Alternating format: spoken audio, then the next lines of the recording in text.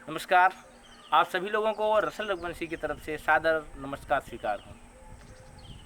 इस वीडियो को बनाने के पीछे मेरा एक उद्देश्य ये है, जो कि सबसे प्रमुख उद्देश्य जिसे कहा जा सकता है, कि जो हमारी राष्ट्रीय शिक्षा नीति 2020 आई है, उसमें पुस्तकालय पर क्या चर्चा की गई है। यह बात बताते समय या आपसे अपने विचार को साझा करते समय मुझे बड़ा ही दुख हो रहा है, बड़ी उदासीनता मन में आ रही है कि हमने इतना लंबा चौड़ा 6 वर्षों का विमर्श किया, दो समितियां बनी और भारतीय आप अंतरिक्ष अनुसंधान संस्थान के पूर्व डायरेक्टर या पूर्व निदेशक के कस्तूरी रंगन की अध्यक्षता में एक समिति का अंत में गठन किया, जिसने मई 2019 में अपनी रिपोर्ट दी।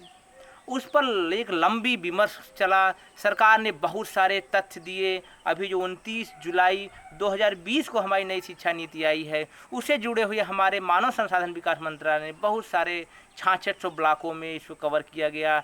6-700 जिलों में चर्चा की गई।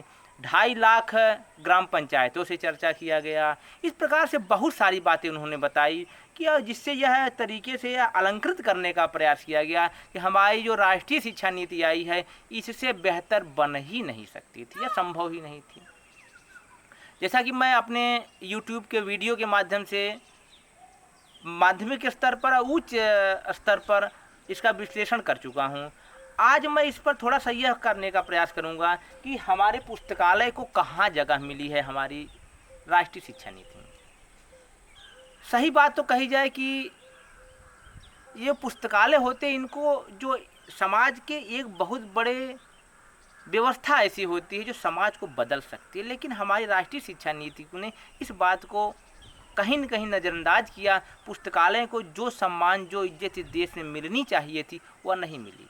हम अपनी गौरव गाथा कहते हैं कि नालंदा विश्वविद्यालय, तक्षशिला विश्वविद्यालय या विक्रमशिला विश्वविद्यालय, वहाँ की यदि आप अध्ययन करेंगे वहाँ का, तो वहाँ का जो सबसे मूल वजह हुआ करती थी उन विश्वविद्यालयों का होने की, जिसके लिए वेनसांग, फाहियान और इत्सिंग जैसे विदेशी विचारक भारत में हजारों किलोमीटर की यात्रा करके आए थे। कठिन परिस्थितियों में उन्होंने भारत की पुस्तकालय का जो वर्णन किया है वो अद्भुत है।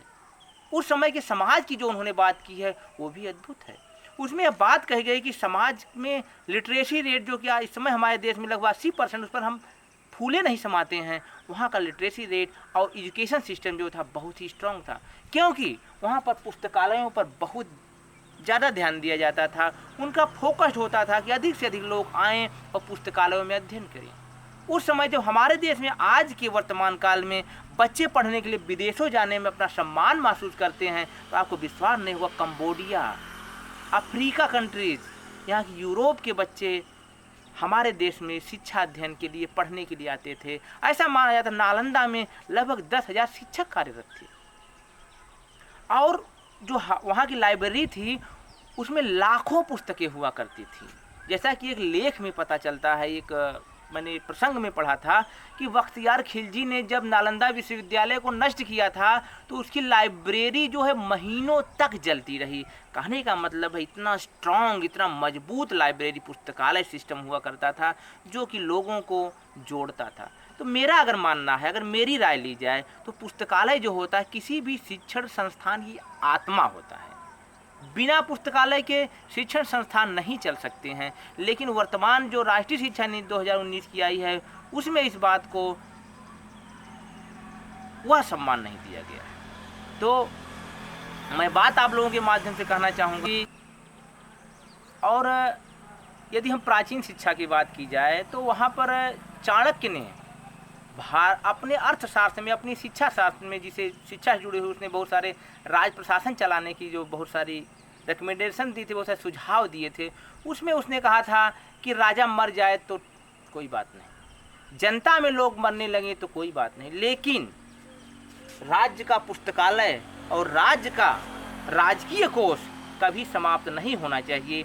इतना महत्व हमारे महान मनीषी कौटिल्य आचार्य चाणक्य ने दिया था पुस्तकालय को, कि पुस्तकालय जो होता है वह पूरे देश की एक समृद्ध विरासत होता है और उससे यदि हम अपने समाज को लाभान्वित नहीं कर सके तो जो हम सारी बातें रखते हैं, जो सारे विचार रखते हैं, वो कहीं न कहीं धरे के धरे रह जाएंगे।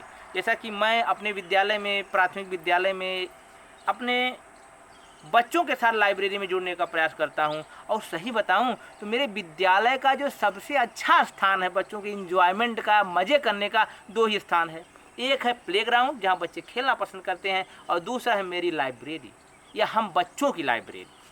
उसमें बच्चे बड़े ही उत्सुकता से, सर जी मेरे क्लास का नंबर कब आएगा, सर जी जैसे मैंने जो पीरियड बनाया हुआ है उसमें हफ्तेवार डिवाइड किया गया है। जो हमारा मुख्य कालांश है उसमें कालांश हर क्लास को डेली मौका नहीं मिलता है, लेकिन आपको जान के खुशी होगी जिस क्लास का जिस दिन कालांश होता है लाइब्रेरी में जाने का, उस दिन उस क्लास की उपस्थिति का स्तर ही बढ़ जाता है, अटेंडेंस लेवल इंक्रीज हो जाता है, इसलिए कि उन्हें एक नई दुनिया में जाने का मौका मिलेगा। ये एक बच्चा जो उत्तर प्रदेश के पिछड़े ज़िले में कार्य कर रहा है बहराइच जैसे, उसको एक मौका मिलता है कि वह जाकर के यूरोप के साहित्य को पढ़ सके, आपके देश के ही तमिलनाडु या फिर केरला या उन जगहों का अध्ययन कर सके जहाँ के बारे में उसे पता ही नहीं है। ऐसी प्यारी प्यारी कहानियाँ हैं जिनके बारे में बच्चे पढ़ करके अपने आप को, अपने समाज को, अपने राष्ट्र से जोड़ते हैं। तो इसलिए मैं यह बात कहना चाहूँगा कि हमारा जो पुस्तकालय है, जो हमारे जो पुस्तकालय की व्यवस्था है, वह जितनी सुदृढ़ होगी हमारा देश उतना ही मजबूत होगा। जैसा कि एक उदाहरण मैं आपके सामने रखना चाहूँगा, चांदनी चौक दिल्ली का एक इलाका है, जाना माना इलाका है, पूरी दुनिया में प्रसिद्ध है। वहाँ पर कुछ दशकों पहले राइट्स हो गए थे, हिंदू मुस्लिम, जो कि भारत में एक बहुत बड़ी समस्या हो जाती है, लोगों के द्वारा प्रोपेगेंडा फैला करके आपस में राइट्स हो गए थे, दंगे हो गए थे। तो उसके बाद जब दंगे समाप्त हो गए तो दोनों समुदायों के लोगों ने आपस में मिलकर चर्चा की कि आखिर क्या किया जाए कि इनका हम परमानेंट सोल्यूशन ला सकें या स्थायी समाधान ला सके। तो आपको जानकर के ताज्जुब होगा कि लोगों ने लाइब्रेरी को मौका दिया कि यदि हम एक लाइब्रेरी, एक रिच लाइब्रेरी डेवलप करें और सभी समाज के लोग वहाँ पर जाकर के तथ्यों तक पहुँच सकें कि आखिर वर्तमान में जो बातें चल रही हैं, उनके स्पेकुलेशन चल रहे हैं, जो अफवाहों का बाजार गर्म हुआ है, उसके पीछे की सच्चाई क्या है।